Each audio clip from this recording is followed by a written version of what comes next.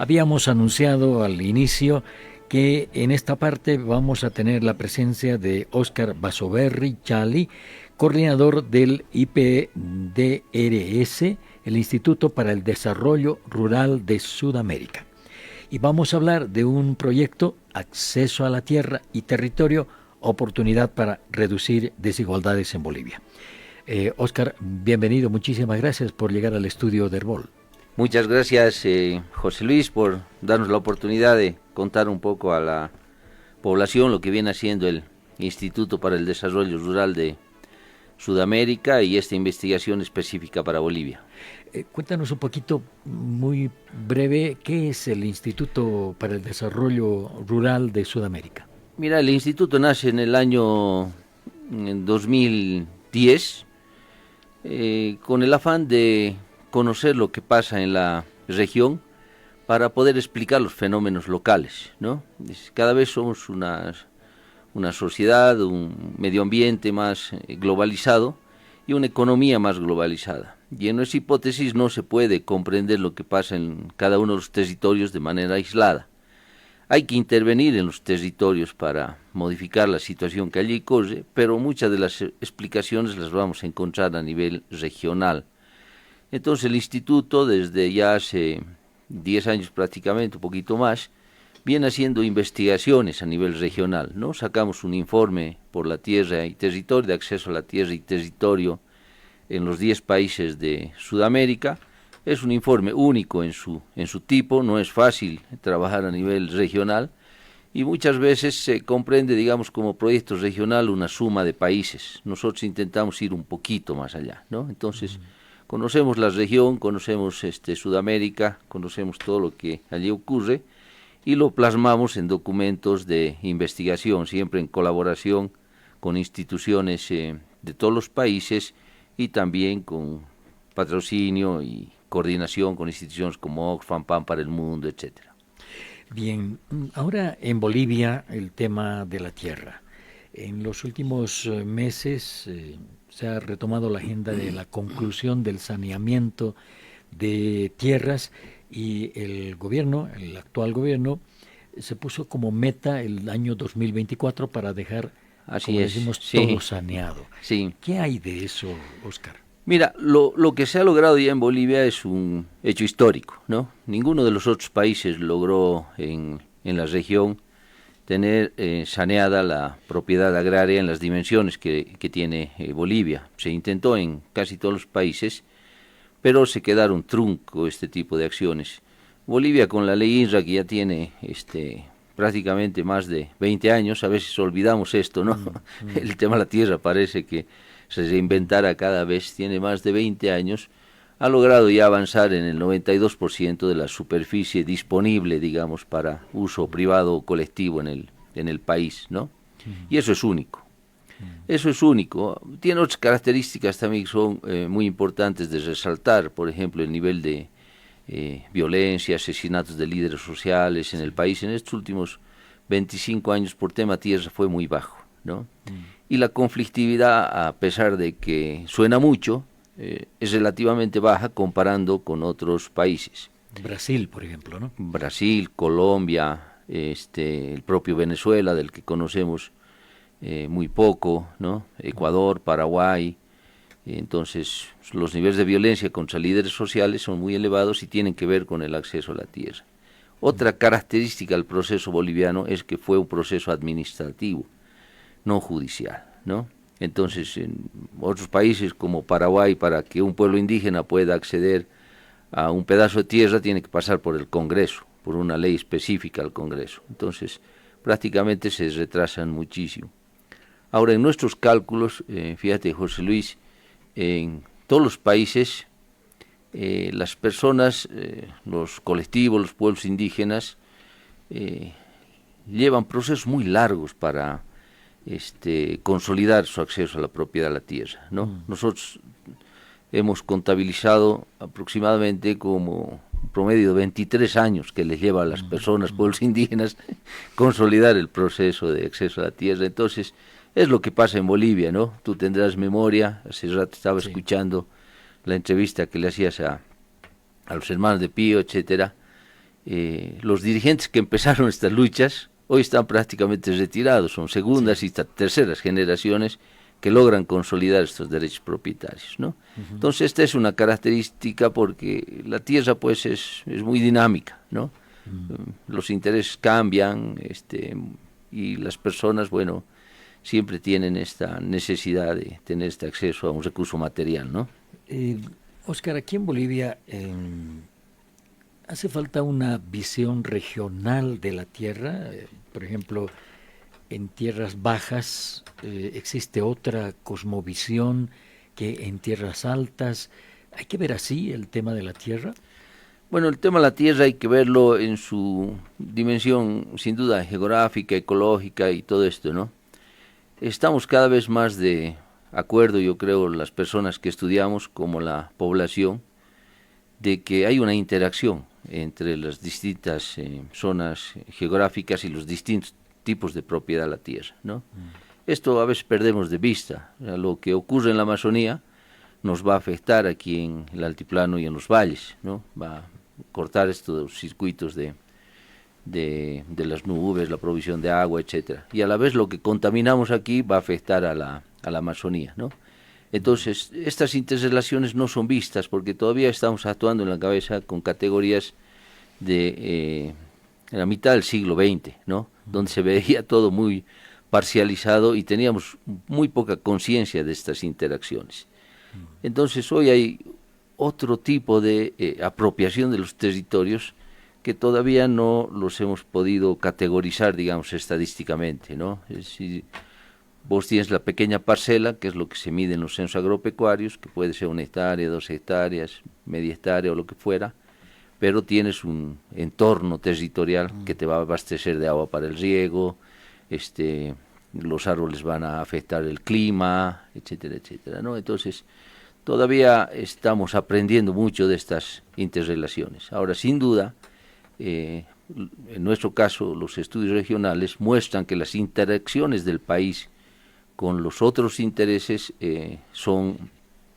están territorializados, ¿no? Entonces, la soya, por ejemplo, en Santa Cruz y todo el cultivo del maíz, etcétera, es parte de una lógica de producción de muchos países de Sudamérica insertados al mercado chino, ¿no? Entonces no es algo particular de Santa Cruz, ¿no? Está insertado al mercado chino, como alguna vez la producción minera del altiplano estuvo insertada a otro tipo de mercados. Entonces las afectaciones, digamos, las interrelaciones internacionales sí se territorializan, ¿no? El petróleo, la soya, la minería, etcétera. Y eso, por supuesto, afecta a territorios concretos y genera más presión sobre ciertos territorios, ¿no?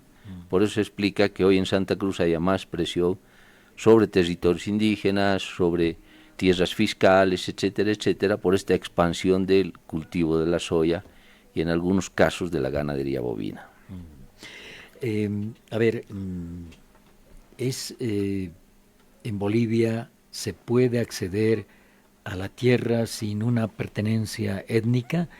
Yo recuerdo que cuando éramos niños, cuando se hablaba de las grandes extensiones de tierra que había en Bolivia, se hablaba de gente que podía acceder cuando tenía mucha plata. Ahora eso ha cambiado indudablemente, pero ahora se habla de que uno puede acceder a la tierra si tiene una pertenencia étnica. ¿Es eso así o...? Bueno, sí, es una de las vías, ¿no? No te olvides que tenemos varias formas de propiedad. La una es el territorio indígena originario campesino, que evidentemente tiene que ver con la pertenencia étnica. Estos territorios hoy deben ocupar 1/3 de la propiedad agraria en el país, ¿no? Y hace ya varios años que se ha frenado, digamos, la dotación de este tipo de propiedades porque fueron atendidas años anteriores y hoy sin duda hay una demanda de los pueblos indígenas porque el Estado no logró cumplir las expectativas y las necesidades básicas de esta población, ¿no? Entonces ahí hay una demanda todavía insatisfecha de varios de los pueblos indígenas originarios campesinos. Una de las características que tienen los pueblos indígenas originarios campesinos es que también están territorializados, ¿no? Esta es una discusión hoy presente en el país. Uno es indígena, originario, campesino, aymara cuando está en su territorio ancestral, pero cuando se desplaza a Santa Cruz parece que tuviera otra condición. Es más, hay algunas ya resoluciones legales en el país que muestran esto. Es decir, vos no podrías, siendo aymara en Santa Cruz o en la Chiquitanía, demandar un territorio indígena, originario, campesino a partir de tu identidad étnica, ¿no? Entonces nuestra ley creó esta figura de lo intercultural, que acceden a tierras más bien comunitarias. Y es verdad lo que tú dices, facilita muchísimo el acceder a tierras teniendo esta categoría de intercultural, una forma de organización, y acceder a tierras colectivas, porque nuestra ley, en el caso de Bolivia, solo faculta al Estado a entregar tierras en títulos colectivos, no individuales. Los individuales serán aquellos, y los empresariales, medianos, grandes empresas, serán aquellos que estaban ya en posesión antes de la ley, ¿no? Entonces sí, pero hay un fenómeno que conocemos poco, José Luis, que es el fenómeno de la herencia. Como te decía, ya estamos en segunda, tercera generación, ¿no? Sí. Y la tierra agrícola, igual que la tierra urbana, que otros sistemas de propiedad, tienen pues formas de transferencia a través de la herencia, como dicta nuestra Constitución, ¿no? Es decir, todos los hijos tenemos derecho a una cuota parte de la herencia del padre, de la madre, en cualquier circunstancia, y el INSAT registra estas transferencias, ¿no? Es algo de lo que poco se habla porque también hay un retraso administrativo, mucha gente no lleva sus papeles a actualizar la herencia. Y este es el tema de la compra, y en el tema de la compra, si antes era imposible, ahora peor. Claro. La tierra agraria ha subido mucho más que la tierra urbana en valor en nuestros países, porque ya no se trata solo del tema productivo, también el tema medioambiental y las otras funciones que tiene la tierra. Entonces, distribuir tierra o querer acceder a tierra a través de la compra es un canal que está cerrado y nosotros criticamos mucho, ¿no? Porque es muy lento, o muy poca gente accede y cada vez hay más interés de las personas en acceder a un pedacito de tierra, ya sea para su jubilación, o sea, no solo estamos hablando de aspectos productivos, sino también de otras satisfacciones psicológicas que las personas necesitamos. Ahora por acá, por el occidente, se dice que el campo se está vaciando, que hay una migración hacia las ciudades, que es muy fuerte. En algunos casos en Santa Cruz hay algunas personas que dicen que pronto todo se va a urbanizar, pero con lo que nos estás diciendo hay un interés por llegar al campo, Sí. Sobre todo en el oriente. ¿El gobierno incentiva todo esto o cómo se produce ese fenómeno en el oriente pero no en el occidente? Sí, mira, el fondo de este estudio y difusión de lo que estamos haciendo ahora con este proyecto de cómo la capacidad del acceso a la tierra tiene la posibilidad de disminuir desigualdades, justamente intenta responder a estas preguntas, ¿no? Fíjate que mucha gente en el caso del altiplano se ha trasladado a vivir en zonas urbanas o en poblaciones intermedias, ¿no? El caso del Alto, pero todos sabemos que no han dejado su propiedad comunitaria o su pequeña parcela en el campo, ¿no? La visitan cada fin de semana y eso puedes ver cuando es la época de siembra de papa, por ejemplo, ¿no? Si te trasladas al altiplano vas a ver micros, camiones, taxis, familias enteras sembrando papa o cosechando papa, ¿no? Este es un nuevo fenómeno que se da prácticamente a nivel mundial y está llegando aquí también. La gente no necesita vivir en la finca para tener actividades en la finca, ¿no? Si ya tienes transporte público, tienes el autito, etcétera, tienes carreteras, ¿no? Y las universidades, el sistema educativo te ofrece más posibilidades en un área urbana, entonces es lo que nosotros venimos denominando, y bueno, en Bolivia ya se habla mucho de la doble residencia, ¿no? Estás ocupando un espacio en la ciudad y un espacio en el campo. En el caso de Bolivia también se dan lo que es la triple residencia, porque estás en el altiplano, estás en el alto, pero también estás en Chapare o estás en Pando, ¿no? Entonces, en el libro vamos a intentar también discutir esto que se entiende como proceso de desruralización, pero quizás hay que comprenderlo de una forma más amplia, ¿no? Quizás están ruralizando las ciudades, porque vamos a ser claros en esto, las ciudades tampoco es que te ofrezcan grandes alternativas ni grandes salarios a todo el mundo, ¿no es cierto? Entonces tienes que complementar lo que haces vendiendo en la calle el trufi con la papa que siembras en tu parcela, porque si no, no cierras el año. Entonces, todo esto hay que comprenderlo como una integralidad. No se trata de sacarlos del campo, etcétera.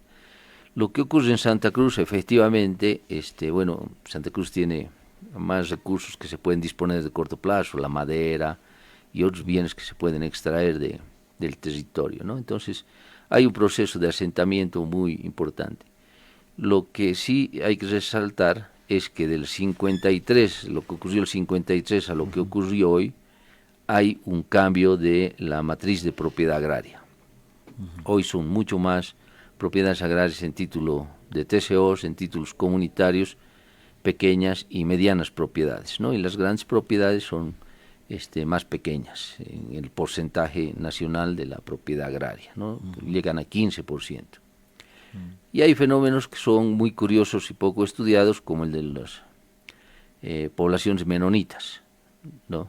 Que claro, cada menonita en promedio tiene como 40, 50 hectáreas, pero si esto sumas por el número de menonitas que han llegado al país y su reproducción biológica, ¿no? Y que a los 18 años el hijo mayor tiene derecho a otras 50 hectáreas, entonces claro, estamos hablando de, en términos de Santa Cruz, de pequeña, mediana propiedad, pero en una expansión que casi es ilimitada. Entonces está volviendo un problema y ahí no tenemos una categoría específica para tratar el tema. Bueno, mi compañera de trabajo, Mercedes Fernández, que vive en Santa Cruz, nos envía una consulta, dice: el manejo político partidario y la no institucionalización del INRA, ¿cómo suma al problema de la tierra en Bolivia? Bueno, ahí hay que decir que en todos los casos la idea de Estado-Nación fue un proceso político, ¿no? Si no hay proceso político fuera del Estado-Nación y no hay proceso que no sea político en la administración de los recursos públicos. Entonces, nosotros pensamos que tenemos que mirar la historia en términos un poco más largos, ¿no? Hay que mirar la historia más allá de una gestión pública concreta, y ahí los que conocemos el proceso agrario en Bolivia tuvo muchos altos y bajos, ¿no? Tuvo muchos altos y bajos. Hoy parece que la institucionalidad está funcionando de una u otra manera para cerrar este proceso de saneamiento, y lo importante va a ser el debate post-2025, ¿no? Es decir, cuáles son las nuevas funciones de los agentes que tienen que ver con el tema agrario, porque no solo está el INRA, está la ABT, está el Tribunal Agrario Agroambiental, está el propio AJAN que da derechos mineros. Entonces si uno va sumando, es un conjunto de instituciones, ¿no es cierto?, que la Constitución del 2009 la pensó de una manera, sin embargo vienen de un proceso más largo y anterior a la Constitución política del Estado. Entonces, lo que nosotros intentamos con este libro, y viendo que más de 40 personas van a escribir documentos de trabajo, es poner temas de agenda, ¿no? O sea, queremos poner temas de agenda para mirar la amplitud de la problemática y poder discutirla en el futuro. Yo te pongo un ejemplo de lo que va a abordar el libro y de lo que estamos abordando a nivel Sudamérica, que son los derechos de las mujeres, ¿no? En eso la ley boliviana es muy, muy avanzada. El título propiedad agraria, primero va el nombre de la mujer, después va el nombre del hombre, etcétera. Entonces, 46% de los títulos individuales o familiares llevan el nombre de la mujer. Ahora habrá que ver si derecho a la propiedad también le ha dado acceso a otros derechos, ¿no? Claro. Una mejor economía, una mejor educación, una mejor salud, etcétera, etcétera. Bien, de Cochabamba, el colega Iván Camacho de Radio Canchaparlaspa dice: me gustaría saber cómo se está manejando la defensa de las áreas protegidas, en el sentido que cada vez hay más avasallamientos y no se los retira. el caso del Parque Nacional Tunari de Cochabamba. En reiteradas ocasiones, la plataforma Tunari Sin Fuego denunciaba con imágenes construcciones ilegales. ¿Políticamente les permiten? Sí, mira, el tema agrario, y también lo vamos a abordar, estamos pidiendo justamente a colegas de Cochabamba que escriban sobre el tema, tiene pues limitaciones, ¿no? El propio ISRA tiene algunas limitaciones y tiene que ver con esta pugna que existe con las ciudades, ¿no? Con los alcaldes, sobre todo de las ciudades. Fíjate que nuestra normativa se beneficia a aquellas ciudades que tienen mayor población, etcétera, por la forma en que distribuimos los recursos del país, ¿no? Y esto a veces nos lleva pues a este tipo de locuras, ¿no? Yo conozco el caso Tarija, conozco el caso de Cochabamba, conozco el caso de algunas provincias de Cochabamba, aquí mismo en La Paz, donde los alcaldes determinan unas zonas urbanas en crecimiento para tener mayor población, mayores servicios, mayores ingresos, volverse más ciudad, ¿no? Uh-huh. Entonces, efectivamente, en Cochabamba es uno de los problemas más serios. Hay un problema de competencias ahí, y hay un problema de organizaciones que se han dedicado a especular sobre el valor de la tierra urbana, ¿no? Uh-huh. Y sobre esto no logramos, digamos, encontrar una institucionalidad que le ponga alto en beneficio del conjunto de la población, ¿no?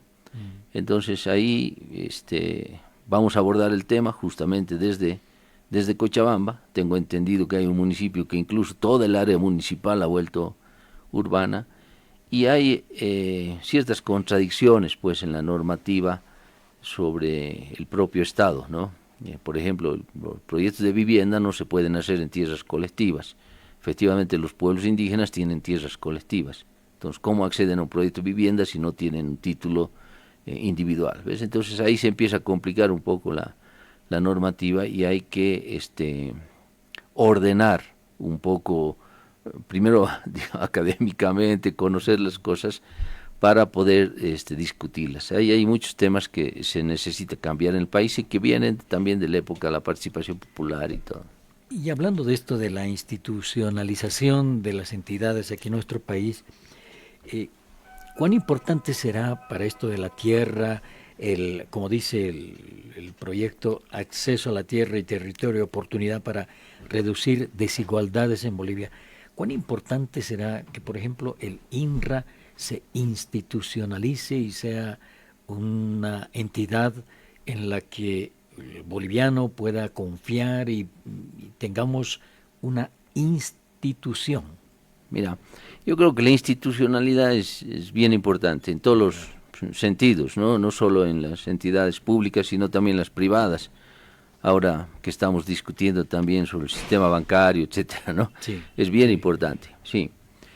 En este caso, en particular, yo creo que lo que es importante, y por eso recurrimos a Herbol Radio Santa Cruz como socios de este proyecto, es divulgar un poco el sentido que tienen estas instituciones, porque por una parte está la institucionalidad, pero por otra parte están los sectores sociales, está la población de a pie, ¿no?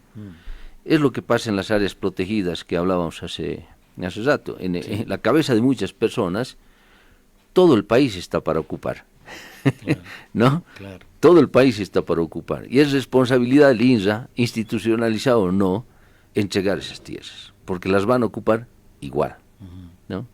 Entonces, tenemos que trabajar en ambos sentidos, yo creo. Está el tema de la institucionalidad, pero está el tema de los objetivos institucionales.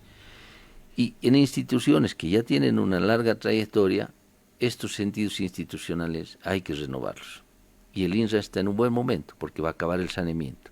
Entonces, el próximo INRA, que hemos invitado a su directoria, algunos de los técnicos, a escribir en el informe, están discutiendo temas como, por ejemplo, incorporar criterios medioambientales en la propiedad agraria, ¿no? Que esto es nuevo en la discusión en la humanidad, digamos, ¿no? Entonces, cómo la propiedad agraria también va a incorporar temas medioambientales, y no solo tendrás que tener la propiedad para hacer un uso productivo, sino también para conservar la naturaleza, ¿no? Entonces, hay aspectos que es necesario que los discutamos ampliamente. Bueno, y esperemos que eso ocurra pronto porque es necesario saber en qué Así punto es. estamos, ¿no? Con esto de la tierra. Uno ve el territorio, esos más de 3 millones de kilómetros cuadrados que hay en Bolivia, y ve un mapa y dice, bueno, tanta tierra y tan deshabitada, Sí, eso, sí. Mira, es que claro, somos uno de los países más con una menor densidad demográfica en el mundo. sí, Estamos entre los 10 sí, con sí, menos densidad demográfica en el sí, sí, mundo, ¿no? Entonces ahí uno podría decir, despoblado, claro, y podría decir, hay tierra para para todos, todos, ¿no? para todos. Hay tierra para todos, o sea, podríamos ocuparla Y y se podría... agrega, ¿no? Hay tierra por demás para todos, ¿no? Se agrega eso. Sí, así es, ¿no? Pero bueno, Así es, así es. Entonces, y la función que podría tener la tierra también para contribuir al conjunto de la economía del país, ¿no? Esto es bien importante considerar, porque hoy es relativamente bajo, digamos, el aporte que hace en términos de impuestos y con la propiedad agraria, ¿no? Entonces, una nueva fase habrá que ver otros elementos que no se han considerado hasta ahora porque se consideraba que era un proceso simplemente de verificar la titularidad de la propiedad, ¿no? Ahora habrá que ver su uso y la contribución que tienen hacia el país. bien, Oscar, no tenemos más tiempo. Te agradezco muchísimo por haber llegado al estudio de nuestra emisora y vamos a poner interés en esto del acceso a la tierra y el territorio como oportunidad para reducir desigualdades que hay en Bolivia. Muchas gracias. Nosotros estamos convencidos de que es una de las mejores posibilidades.